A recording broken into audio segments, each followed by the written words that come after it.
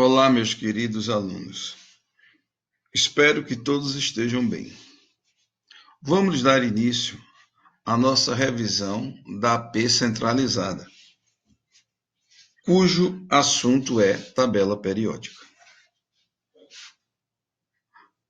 A tabela periódica, é assim denominada devido à periodicidade, dos elementos. Isso significa dizer o quê?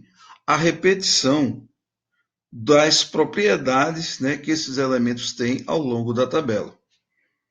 A tabela não é uma invenção, mas sim uma criação dos cientistas, com o intuito de organizar os elementos, já conhecidos a partir de suas propriedades. A primeira tabela que surge, é a tabela do cientista, chamado de Daubert-René. Segundo essa tabela, os elementos eles eram agrupados 3 a 3 e era baseado nas semelhanças. Foi assim essa tabela designada como o chamado grupo das tríades, onde era formada por 3 elementos. Logo, observava-se o quê? Observava-se esses elementos em função das suas massas atômicas. E segundo esse cientista, Daubert-René, o elemento central da sua tabela,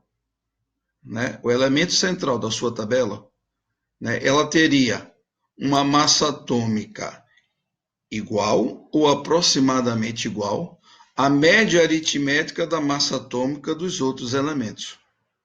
Como a gente pode observar no exemplo, nós temos aí a tabela cloro, bromo e iodo.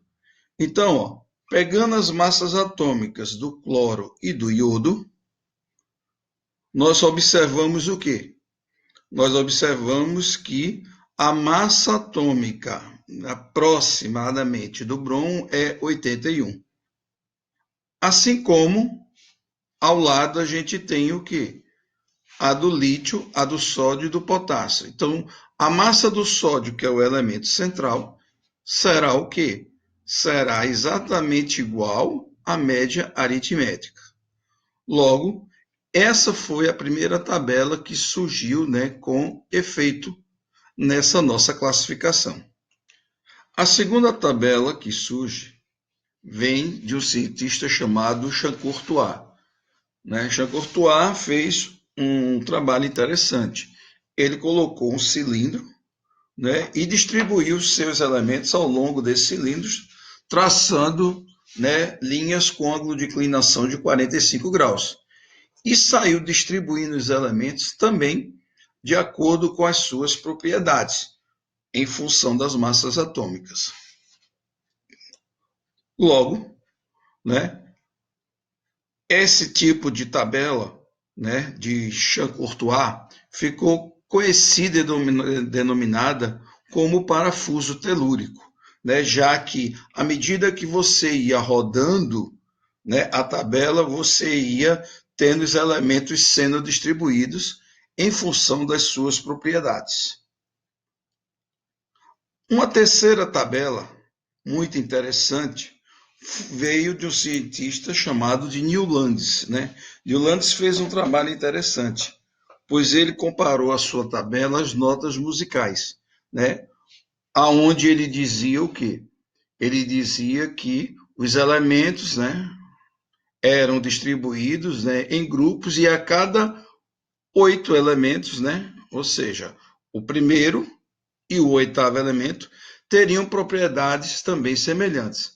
Se nós observarmos aqui, se nós escolhermos o lítio e passarmos a contá-lo, então você teria o lítio 1, berílio 2, boro 3, carbono 4, nitrogênio 5, oxigênio 6, flúor 7 e o oitavo elemento, o sódio. Então, o sódio teria propriedades, semelhantes ao do lítio.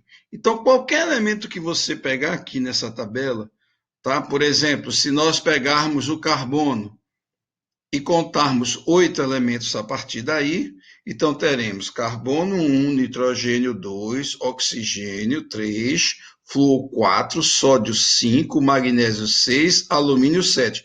O oitavo elemento, o silício, que teria propriedades semelhantes ao do carbono. Então, essa tabela, né, ficou conhecida como a chamada Lei das Oitavas. A quarta tabela, né, criada, pertenceu a um cientista chamado, né, Dmitri Ivanovich Mendeleev. Né? Mendeleev, ele lançou uma tabela aonde teve um marco, né? O marco da tabela periódica atual, surgiu exatamente, né, com Mendeleev.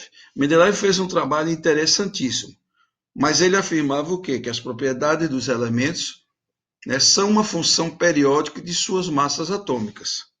Então vejam que até agora todos os cientistas, né, faziam as suas ligações dos elementos baseando-se nas propriedades das massas atômicas.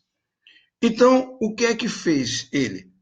Ele observe com essa tabela, né, que ele pegou, distribuiu os elementos já conhecidos na época, e que existiam aproximadamente 63 elementos, ele saiu distribuindo de acordo com as propriedades em função de suas massas atômicas. Só que teve alguns elementos que ele não conhecia. Ele dizia, olha, deve existir um elemento aqui.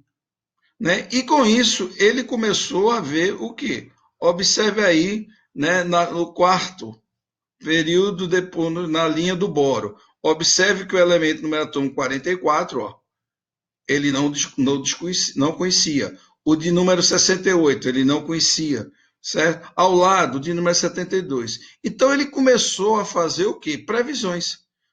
Ou seja, de acordo com as propriedades, quais elementos que poderiam estar ali.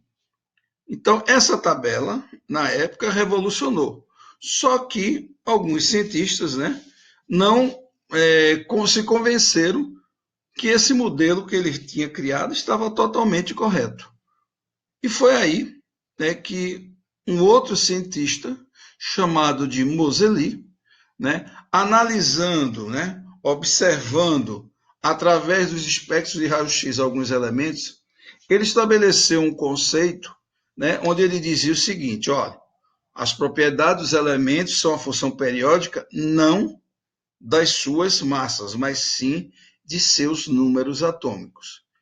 Então, as propriedades dos elementos eram dadas em função, né, de seus números atômicos. E assim ele modificou levemente nessa tabela proposta por Mendeleev, né, e que veio e que permaneceu até hoje, até surgir a nossa tabela periódica atual. Então, na nossa tabela periódica atual, os elementos químicos são, né, organizados em ordem crescente de seus números atômicos e observando o que? A periodicidade, ou seja, a repetição das propriedades, né, desses elementos. Para que vocês tenham ideia, né, hoje em dia são conhecidos 118 elementos, 92 que são elementos naturais e 26 elementos que são artificiais. Para que vocês tenham ideia, aí está a nossa tabela, certo? Se vocês observarem, né, aqui o elemento urânio, que está lá embaixo da tabela, né, na cor azul, certo? O urânio, todos os elementos, né, que vêm após o urânio nessa tabela, todos os elementos após o urânio nessa tabela, eles são chamados de elementos artificiais. São os chamados elementos transurânicos. E os elementos antes do urânio, né, eles são chamados de elementos naturais, são os chamados elementos cisurânicos. Mas aí destaca-se, né, 3 elementos. Se destaca o astato, certo? Se destaca o se destaca o promécio, né? E se destaca o tecnécio, certo? Esses três elementos, eles vêm antes do urânio, né? No entanto, são elementos também artificiais. E como é que é feita a descrição dessa tabela periódica? Né? Observe que essa tabela ela é constituída de linhas horizontais, né? Se voltarmos a ela, ó, nós teremos as chamadas linhas horizontais, tá? Que ao todo existem 7, né? E colunas verticais, tá? Que ao todo existem 18 colunas verticais. Logo, essas linhas, né, horizontais é que nós denominamos de períodos ou séries. Ou seja, existem 7 linhas horizontais, que corresponde ao quê? Que corresponde às nossas 7 camadas eletrônicas. As camadas K, L, M, N, O, P e Q. E que também, né, corresponde aos níveis de energia, que são os níveis 1, 2, 3, 4, 5, 6 e 7. Então, se nós quisermos saber qual é o número de ordem de um período, a gente costuma dizer o seguinte: o número de ordem de um período indica o quê? O nível de energia, ou seja, a camada a qual o elemento vai pertencer. Então, observe abaixo alguns exemplos para que nós possamos o quê? Identificar a que período, ou seja, a que nível de energia ou a que camada pertence o elemento. Então, ó, é só nós analisarmos, né, a última camada, ou seja, a camada de valência dos átomos. Então, se nós pegarmos o átomo de flúor, observe que seu último nível de energia é o nível 2. Portanto, a gente diz o quê? Que o flúor vai pertencer ao segundo período, ou seja, ao segundo nível de energia, ou ainda à camada L. No caso do sódio, terceiro período, terceiro nível de energia ou a camada M. Se nós já pegarmos aqui o tungstênio, observe que o tungstênio, né, apresenta como última camada, né, o nível 6. Então a gente diz o quê? Que o tungstênio se encontra no sexto período ou no sexto nível de energia ou na camada P. É dessa maneira, observando, né, a camada de valência, que é a última camada, que você determina o período em uma tabela periódica. Quando você quer determinar a família ou grupo? Bom, a gente já viu que a tabela é formada por colunas verticais. Então, ao todo, existem 18 colunas verticais, certo? Das quais nós chamamos essas colunas de família ou grupo.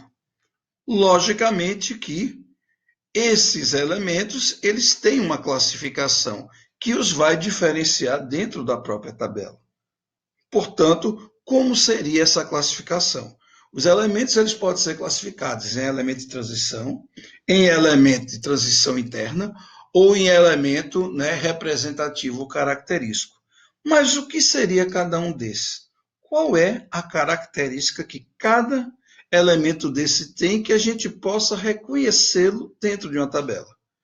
Então, vamos inicialmente ver os elementos representativos ou característicos. Ora, qual é a característica principal desse elemento? Eles vão apresentar o seu subnível de maior energia, né, localizado, né, no subnível S ou no subnível P, e que vai se encontrar sempre aonde? Na última camada, ou seja, na camada de valência.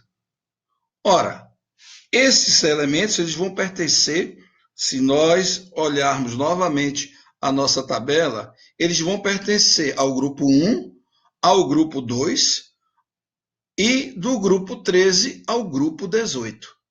Portanto, né, esses elementos, né, antigamente, eles eram designados, né, na tabela pela letra A.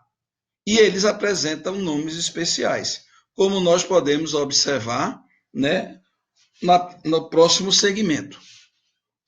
Então, observe aí, né? Família ou grupo. Na notação antiga, você tem a família 1A. Na notação atual, você tem a família 1. E o nome? Metais alcalinos. Configuração da última camada, NS1. A família 2A, que é atual 2, alcalinos terrosos. Configuração NS2. Família 3A passa a ser, na notação atual, a família 13. Né? Por que a família 13? Se nós voltarmos à nossa tabela periódica, observe que entre a família 2 e a família 13, ó, existirão aqui 10 elementos sendo colocados entre eles. Portanto, quando a gente vai para a família, né, 3A, certo? Ou família 13, observe que a gente chega ao quê? A gente chega a colocar 10 elementos antes dos elementos dessa família. Portanto, né, quando nós temos a família 3A, a notação atual será 13, que é a chamada família do boro, não tem um nome especial. Quando não tem um nome especial, a gente coloca o nome do primeiro elemento da família. Tá? Configuração NS2NP1. Olha, essa tabela é importantíssima, né, para você poder identificar, né, a família ou grupo a qual pertence um elemento representativo, certo? Para você saber qual é o nome da família e para você saber qual é a configuração da última camada. Isso é muito cobrado, né, nos concursos. Então, observe a família 4A, tá? Lembra-se? Tem 10 elementos entre eles, então família será 14. Chamada família do carbono, não tem nome especial, então nome do primeiro elemento da família, configuração NS2NP2. Família 5A, notação atual 15, também não tem nome especial, então a família do nitrogênio, né? E a configuração NS2NP3. Já a família 6A, né, que na notação atual é a 16, tem nome especial, é denominado de calcogênios e tem a configuração NS2NP4. Na família 7A, né, cuja família atual é 17, tá? Esse também tem nomes especiais, são chamados halogênios, cuja configuração NS2NP5. A família 8A, que também pode ser chamada de zero, né, apresenta, né, na notação atual a numeração 18 e também o seu nome especial, que são chamados gases nobres, tendo a configuração NS2NP6. Abaixo dessa tabela, nós fizemos questão de colocar duas observações, né? Observações muito importantes. Por quê? Nós temos lá no alto na tabela, né? Voltando novamente à nossa tabela, né? Nós temos aqui o elemento hidrogênio do lado esquerdo em cima e o elemento hélio no lado direito e em cima, tá? Então, observe que esses elementos, né, eles têm algo especial para que a gente trabalhe com eles. São duas observações. Então, o que é que diz a primeira observação? O hidrogênio, apesar de possuir a configuração S1, o mesmo não deve ser colocado na família dos metais alcalinos. Ora, todos vocês sabem que o hidrogênio, né, não é um metal, certo? Portanto, se ele não é um metal, ele não pode ser classificado como um metal alcalino. Na observação 2, o hélio, apesar de possuir a configuração 1s2, né? Então, cuidado para não confundir com a configuração dos metais alcalinos terrosos, que termina em S2. O hélio, apesar de ter essa configuração, ele deve ser colocado mesmo na família 8A. Por quê? Porque o hélio é um gás nobre. Então, se ele é um gás nobre, a família correta para ele ser colocada é a família 8A ou a família 18. Está claro? E se eu quiser saber como é que se localiza, né, um elemento na tabela periódica? Então, é bem simples. Quando a gente fala localizar um elemento na tabela periódica, é saber a que período e a que família ele vai pertencer. Se nós estamos nos referindo, né, aos elementos representativos, então, duas observações que vocês têm que levar em consideração. Primeiro, Para se determinar o período, basta você identificar o que? A camada de valência. Ora, a camada de valência, como a gente sabe, né, é a nossa última camada. Então, é a maior camada em toda a distribuição. Tá? Então, a maior camada em toda a distribuição vai ser correspondente ao nosso período. Para a gente determinar o número de ordem da família, né, então a gente precisa ver duas situações. Na classificação atual, se esse elemento tiver, né, o subnível S como o mais energético, então o número do grupo vai corresponder ao número de elétrons nesse subnível. Tá? No caso de se terminar no subnível P, já que os elementos representativos apresentam tanto o subnível S ou também poderão apresentar o subnível P como o mais energético, né? Então basta que a gente some o quê? O número de elétrons existente onde? Na camada de valência, ou seja, na última camada, certo? No caso da designação, e sim, você ainda vai pegar esse número de elétrons na camada de valência e vai somar, né, a 10 unidades. Por que você vai somar os 10? Se lembra que a gente viu anteriormente na tabela que entre a família 2 e a família 3 existem 10 elementos, né, que são colocados entre eles, por isso que a gente soma 10. No caso, na antiga classificação que a gente designava com a letra A, basta que a gente some o número de elétrons da camada de valência. Então, vocês verão a seguir, né, como é que é feito esses dois tipos, né, de classificação da família e veremos também como é que é feito o período para que a gente possa o quê? Para que a gente possa localizar um elemento de transição na tabela periódica. É bem simples, vamos lá? Observe aqui no caso o potássio. Na configuração eletrônica do potássio, observe o quê? Que a maior camada, ou seja, a nossa última camada, né, em relação ao potássio, é a camada 4. Portanto, a gente diz o quê? Que o potássio faz parte do quarto período. Observe que o potássio tem, já que a ordem é crescente de energia dos subníveis, observe que o subnível de maior energia do potássio é o subnível S. Portanto, se é o subnível S, basta a gente observar o número de elétrons que tem aí. Então, na classificação atual, família 1, certo? Na classificação antiga, o que é que a gente viu?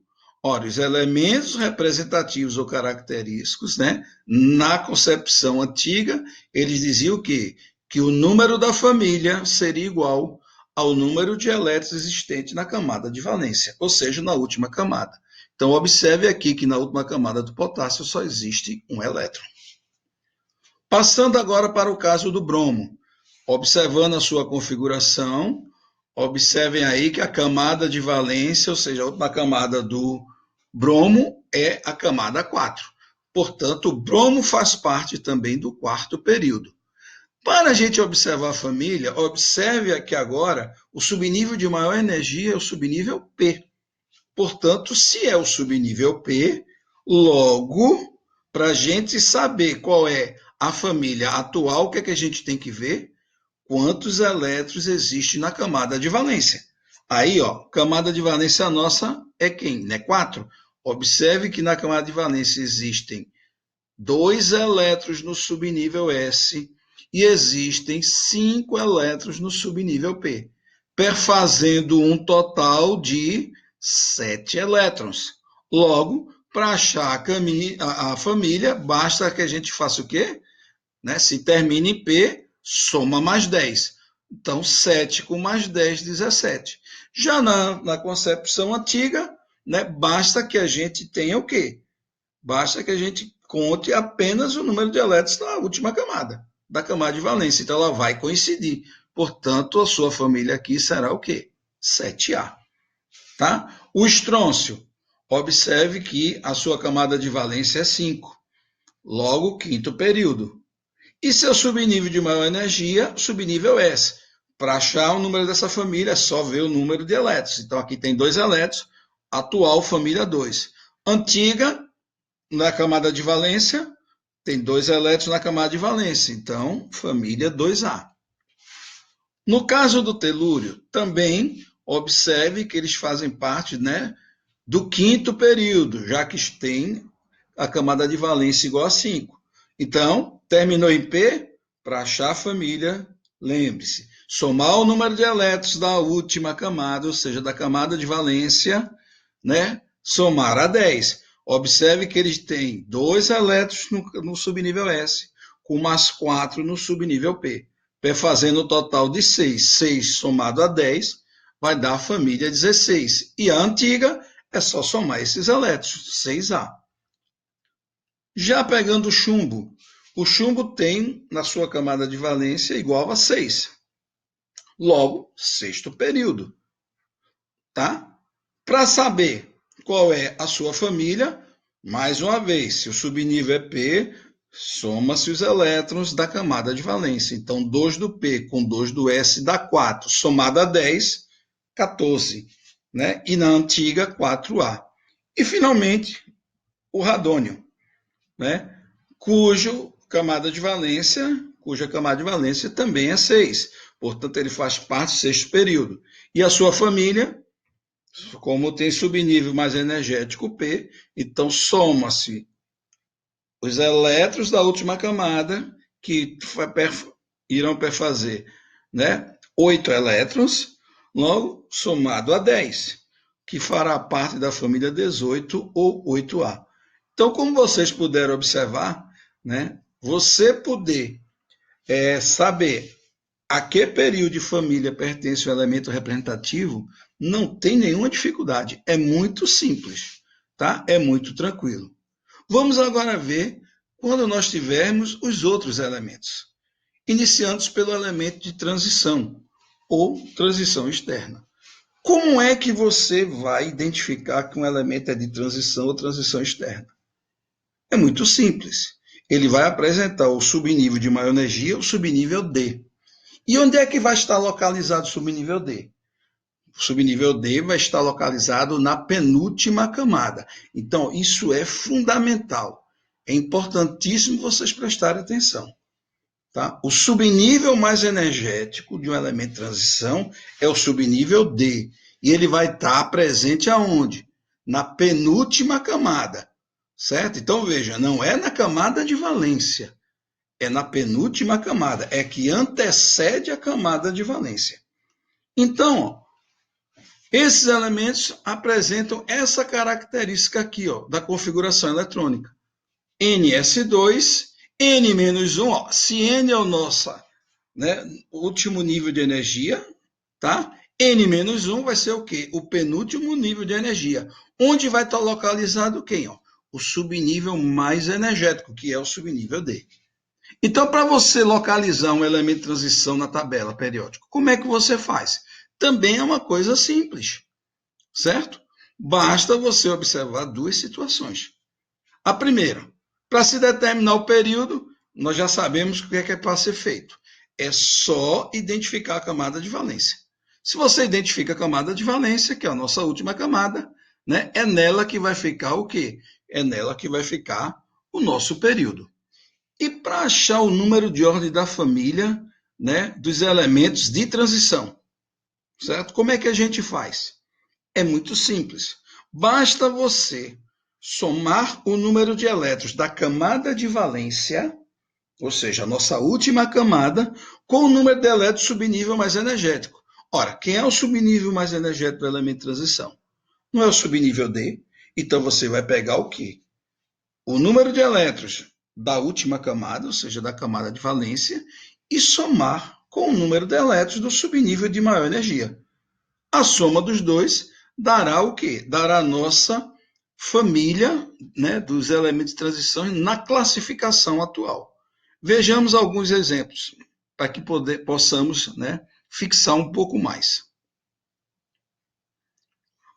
Aqui nós temos o escândio.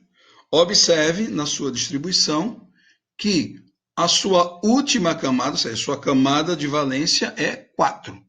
Tá? Portanto, ele vai pertencer ao quê? ao quarto período. E para eu determinar o número da família, o que é que eu tenho que fazer? Somar os elétrons da última camada. Então, ó, se eu tenho aqui 4s2, tá? Desculpe, voltando. Se eu tenho aqui, ó, 4s2, ele tem 2 elétrons na última camada. E seu subnível de maior energia, quem é, né? 3D, ele tem 1 elétron. Então, ó, somando 2 com 1 vai dar 3. Então, na classificação atual, a família dele é 3.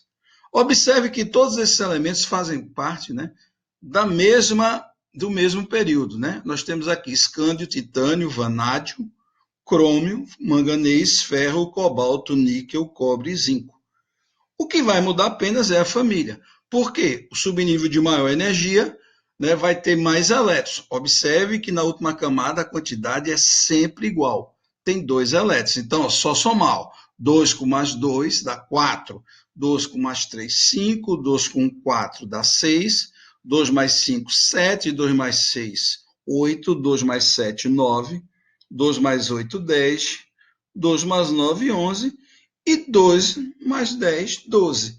Tá? Tá lembrado que entre o grupo, né, 2 e o grupo 13 existem 10 elementos no meio, tá aqui, ó. São os elementos de transição que vai ficar, né, entre o grupo 2 do representativo e do grupo 13 do representativo, tá? Elemento de transição interna, certo? São os nossos últimos elementos, né, que nós temos que analisar na tabela periódica. Então, ele vai apresentar como subnível mais energético quem? O subnível F. E onde é que vai estar localizado ele? Ele vai estar localizado na antepenúltima camada. Então, ó, esses elementos apresentam essa configuração aqui, ó. NS2, N-2. Olha, se N é a última camada, a penúltima seria o quê? N-1. E a antepenúltima, N-2. E terá o subnível de menor energia, F. Um detalhe para esses elementos de transição interna é que todos esses elementos vão pertencer a um único grupo. É o chamado grupo 3. Tá?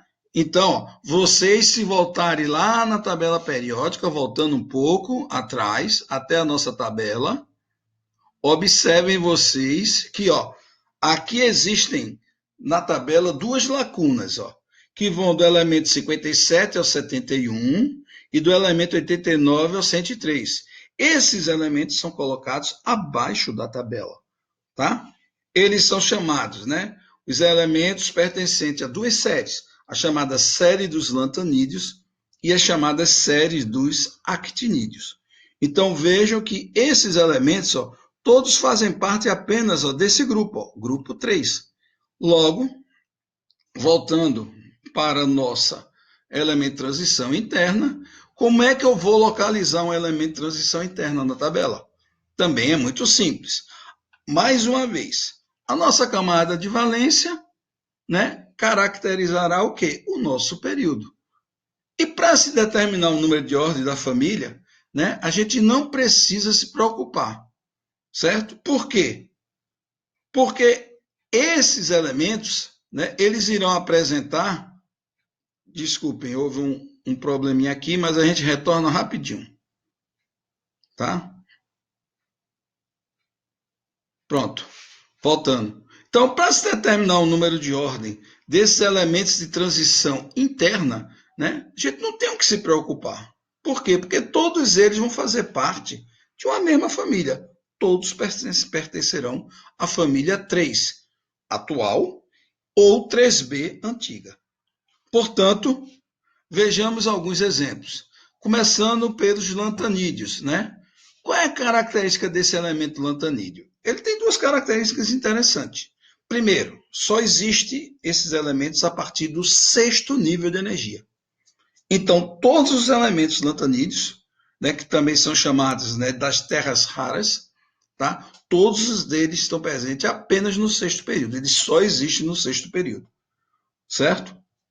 Então, aqui vocês têm o sério, que é um desses elementos, cuja a sua distribuição é essa. Então, ó, observe aqui que a sua camada de valência, ó, vai corresponder a quanto? Vai corresponder a 6, certo? Que é o quê? O maior nível de energia, tá? Que nós temos aqui. Portanto, essa camada 6, né, vai corresponder ao período, que é a nossa camada de valência. Então, o sério faz parte do sexto período, tá? Observe mais abaixo, no caso, os actinídeos, né? E vejamos no nosso exemplo, o exemplo do elemento plutônio, né? O plutônio, ele vai pertencer ao quê? Ao sétimo período, já que a sua camada de valência é 7. Logo, a que família ele vai pertencer como qualquer elemento? Terminou em F, sempre terceiro período. Então, observem vocês, né, que os actinídeos só vão existir a partir do sétimo nível de energia. Então, eu disse a vocês o quê? Olha, os elementos de transição interna apresentam como subnível de maior energia F. Então, se o subnível é F, certo? O que é que está acontecendo aí com o lutécio, né, que nós estamos vendo aqui, com o número atômico 71, e o laurêncio, com o número atômico 103. Então, esses dois elementos, eles constituem uma exceção. Uma exceção no que diz respeito ao quê? Ao subnível de maior energia, né? O lutécio tem como subnível de maior energia, né, 5D1, enquanto que o laurêncio tem como subnível de maior energia, né, o 6D1. Então, observe que apesar deles terminarem com o subnível D, eles farão parte dos elementos, né, de transição interna. Então, são duas exceções. No entanto, o número da família não muda. E por que não muda?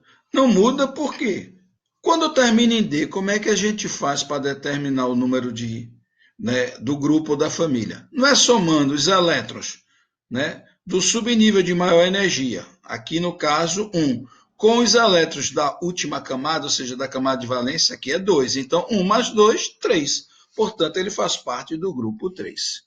Tá? Eu espero, né, que essa aula tenha podido esclarecer um pouco mais as dúvidas de vocês, né?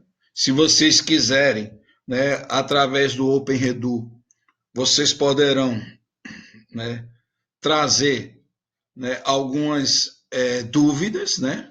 Nós estaremos aqui, né, esperando qualquer dúvida que vocês queiram trazer para que a gente possa observar, certo? É importante que vocês ainda visualizem os outros elementos, né, que são metálicos dentro da tabela periódica. Né, a gente sabe que a maior parte da tabela periódica é formada por metais, então ela é dividida em metais, né, e ametais ou não metais. Tá? Nós temos ali ao lado os gases nobres que se destacam. Então, é importante o quê? É importante que vocês saibam, primeiro, identificar a família e o período a qual pertence o elemento. É importante também que vocês saibam fazer o quê? Saibam pegar a quantidade de elétrons, ou seja, a configuração eletrônica da última camada de cada elemento, né? E daí, através da configuração da última camada, você identificar se aquele elemento é um elemento representativo, se ele é um elemento de transição, né, externa ou transição, ou se ele é um elemento de transição interna. Então, isso é fundamental para que vocês possam, né, entender como é que se comporta, né, ou seja, como é que se identifica esses elementos na tabela periódica. Eu espero que vocês tenham um bom estudo, né, e que vocês façam excelente AP centralizada. Muito, muito obrigado e tenham todos um ótimo dia.